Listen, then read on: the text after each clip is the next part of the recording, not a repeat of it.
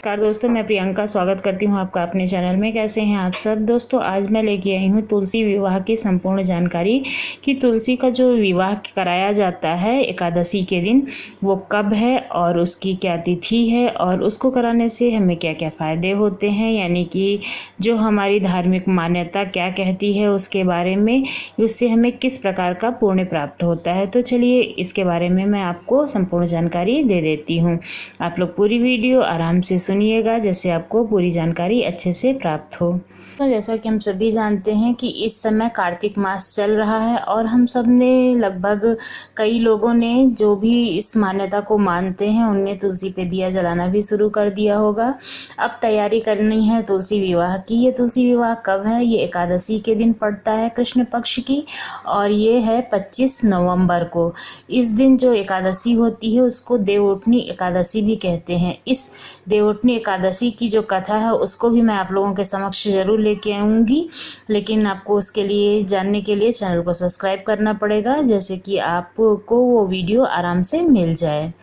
तो अगर हम तुलसी का विवाह कराते हैं तो हमें एक कन्यादान के बराबर पुण्य की प्राप्ति होती है। और तुलसी विवाह जो होता है भगवान शालिग्राम के साथ में तुलसी जी का विवाह कराया जाता है। माता तुलसी पूर्व जन्म में वृंदा नाम से जानी जाती थी, और उस जन्म की जो कथा है वो मैं आपको कह सुनाऊंगी, जिससे आपको पता चलेगा कि तुलसी जी का जो विवाह है वो शालिग्राम जी से क्यों कराया जाता है।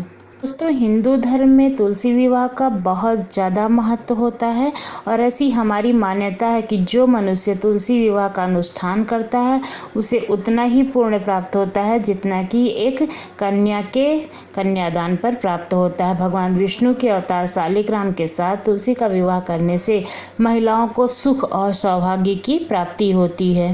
माता तुलसी लक्ष्मी देवी का अवतार मानी गई हैं, और यही कारण है कि तुलसी माता की पूजा से देवी लक्ष्मी भी प्रसन्न होती हैं। जान लेते हैं कि ये जो तुलसी विवाह की विधि है वो किस तरह से की जाती है। तुलसी विवाह करने के लिए तुलसी माता के चारों तरफ पहले मंडप बना लेना चाहिए, और तुलसी देवी को लाल चुनरी उड़ाएं, सुहाग और श्रृंगार की सारी सामग्री देवी को समर्पित करें, और उसके बाद में गणपति पूजा करें। फिर शालिग्राम के साथ देवी तुलसी का विवाह करें, क्योंकि बिना गणपति जी की पूजा के कोई भी शुभ कार्य नहीं होता है। इसलिए इस विवाह के पूर्व गणपति जी का अभिनंदन करना आवश्यक होता है। दोस्तों, शालिग्राम जी को सिंहासन के साथ देवी तुलसी को 7 बार परिक्रमा कराएं, फिर आरती करके विवाह का मंगल गीत गाना चाहिए। एकादशी की जो तिथि है वो 25 नवंबर बुधवार से 2:42 से शुरू हो जाएगी, और 26 नवंबर गुरुवार को 5:10 पे समाप्त होगी। इस बीच में तुलसी जी का विवाह करा सकते हैं। तो इस विवाह को कराने के पीछे एक हमारी पौराणिक कथा है, तो आइए हम जान लेते हैं उस पौराणिक कथा को भी। तो ऐसा माना जाता है कि एक बार राक्षस कुल में एक कन्या का जन्म हुआ जिसका नाम था वृंदा। वृंदा शुरू से ही भगवान विष्णु की बहुत ज़्यादा भक्त थी। वृंदा बड़ी हुई तब उसका विवाह जलंधर नाम के असुर के साथ में हुआ था।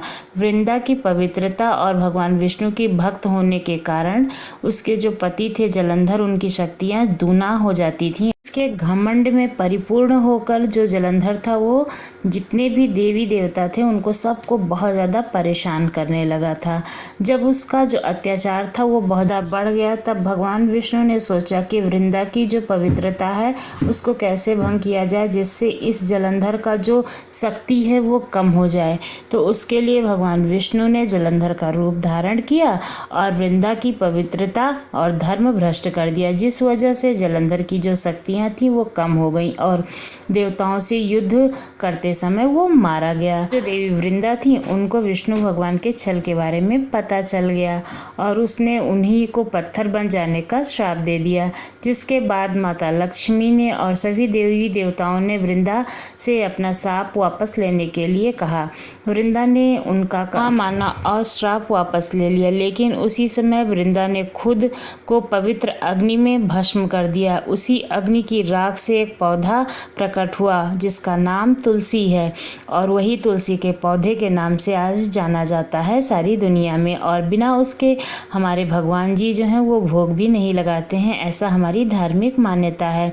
उसी समय से भगवान विष्णु ने कहा था कि इस पृथ्वी पर जब जब मेरी पूजा होगी तब तब तुलसी की पूजा होगी, और मेरी पूजा को तभी संपन्न माना जाएगा जब उसमें से तुलसी के पत्ते चढ़ाए जाएंगे और तुलसी का भोग लगाया जाएगा। अगर उनकी भोग नहीं लगाया जाता है तो फिर उनका जो प्रसाद होगा वो पूर्ण नहीं माना जाएगा, यानी कि उसको वो आहारित नहीं करेंगे और वो भोग हमारा नहीं संपन्न होगा। तभी से भगवान विष्णु ने वृंदा जी को ये आशीर्वाद भी दिया था कि वो अब उनको लक्ष्मी जी से ज़्यादा प्रिय हैं, इसलिए उनका विवाह जो भी इस एकादशी को कराएगा शालिग्राम भगवान के साथ में, उसको बहुत ज़्यादा कृपा प्राप्त होगी और वो कभी भी किसी भी संकट में नहीं पड़ेगा, उसकी सारी दुख दरिद्रताएं दूर हो जाएंगी। दोस्तों, आपको ये संपूर्ण जानकारी कैसी लगी ज़रूर बताइएगा और हमारे चैनल को सब्सक्राइब कीजिएगा। और वीडियो देखने के लिए धन्यवाद।